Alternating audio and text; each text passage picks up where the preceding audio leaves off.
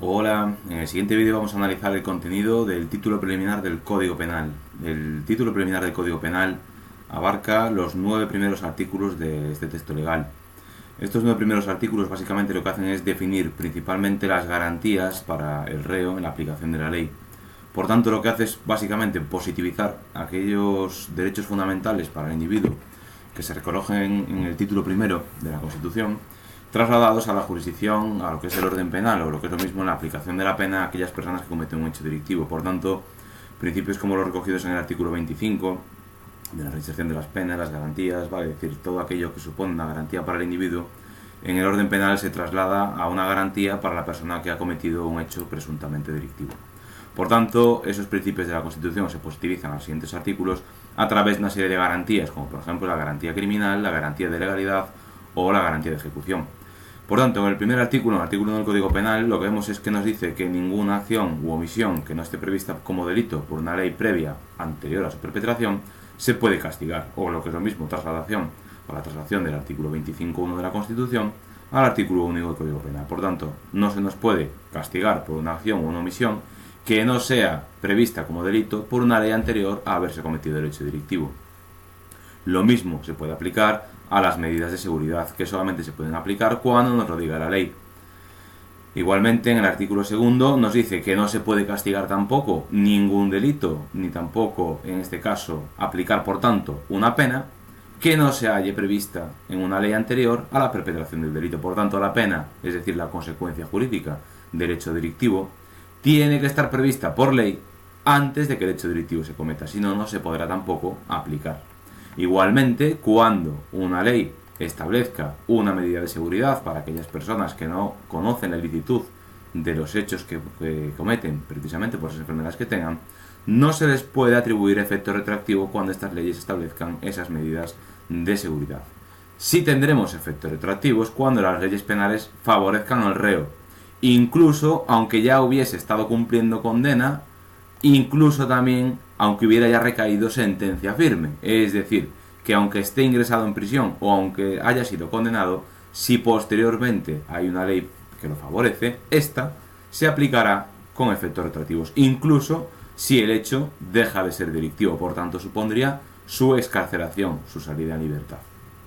Igualmente, si tenemos dudas sobre la determinación de la ley que favorece más al reo, el legislador nos impone la obligación de que le escuchemos. Igualmente, los hechos que se cometen bajo la vigencia de una ley temporal se tienen que juzgar conforme a esa ley temporal, salvo que la misma dispusiese lo contrario.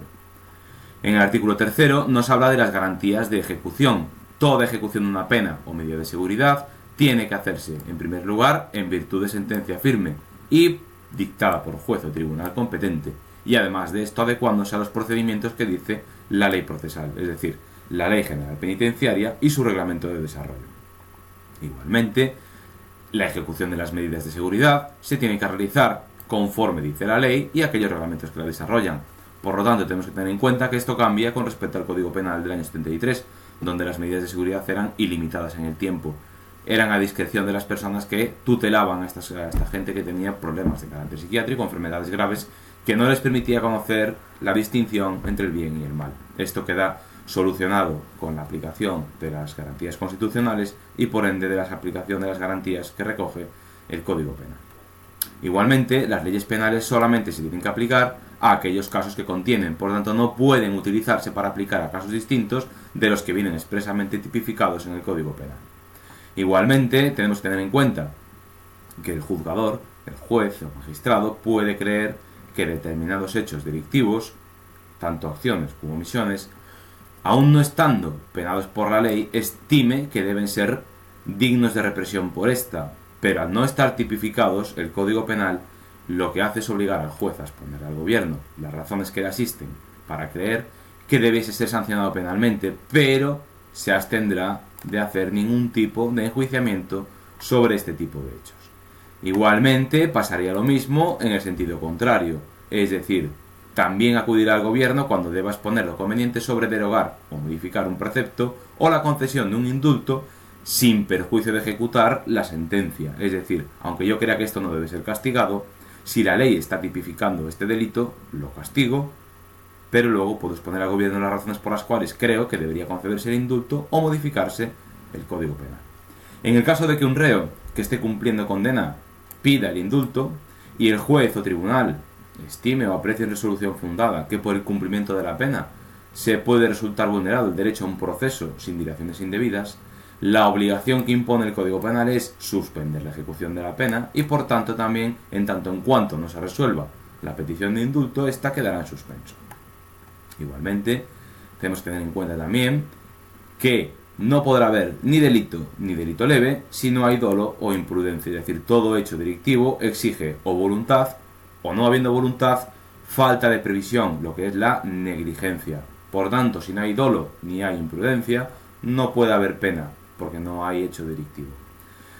En cuanto a lo que es el artículo 6 del Código Penal, se nos habla de las medidas de seguridad. ¿Por qué? Porque a diferencia de las penas, las medidas de seguridad se fundamentan básicamente en esa peligrosidad que tiene el sujeto criminalmente, que aun habiendo cometido un hecho delictivo, no entiende la diferenciación entre el bien y el mal. Igualmente, tenemos que tener en cuenta que el Código Penal establece un límite para la aplicación de las medidas de seguridad, y es que éstas no pueden ser ni más gravosas ni tampoco durar más tiempo que aquella pena que se le podría haber impuesto a esta persona de no haberse podido imponer la medida de seguridad.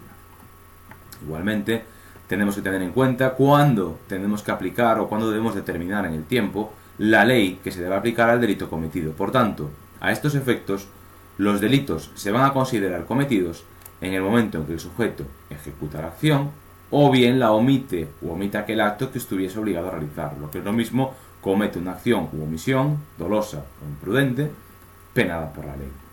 Igualmente puede ocurrir que un sujeto pueda incurrir en unos hechos que se puedan calificar en más de un precepto del Código Penal. Imaginemos, por ejemplo, aquella persona que para robar en el interior del domicilio tiene que fracturar una ventana. La fractura de la ventana podría ser constitutiva de un delito de daños y luego cometerse el delito de robo. Bien, pues esto lo resuelve el Código Penal en su título preliminar en el artículo 8, precisamente dejando fuera de estas reglas del artículo 8 a la regulación de los delitos conexos que figuran en el artículo 73 hasta el 77. Por tanto, al margen de los delitos conexos, tenemos que tener en cuenta que el precepto especial se aplica con preferencia al precepto general. Es decir, si un precepto del Código Penal recoge específicamente una conducta, este será el que se aplique con preferencia a aquellos preceptos que hablan de manera genérica de un hecho delictivo.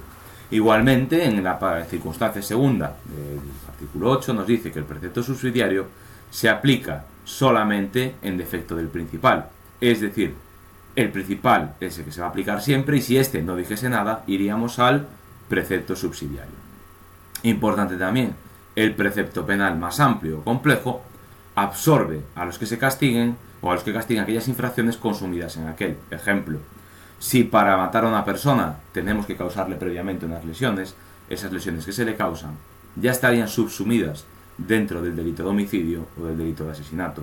O como en el hecho anterior, si para acceder a la vivienda y robar en ella tengo que fracturar la puerta o la ventana, los daños ocasionados para entrar en la vivienda no son un delito de daños por un lado y un delito de robo con fuerza por el otro, sino que los daños quedarían subsumidos dentro del precepto más amplio que sería el delito de robo con fuerza, en este caso en interior de domicilio. Igualmente también tenemos que tener en cuenta que en defecto de los tres criterios que se acaban de mencionar, el precepto que sea más grave excluye a aquellos que castiguen el hecho con una pena menor.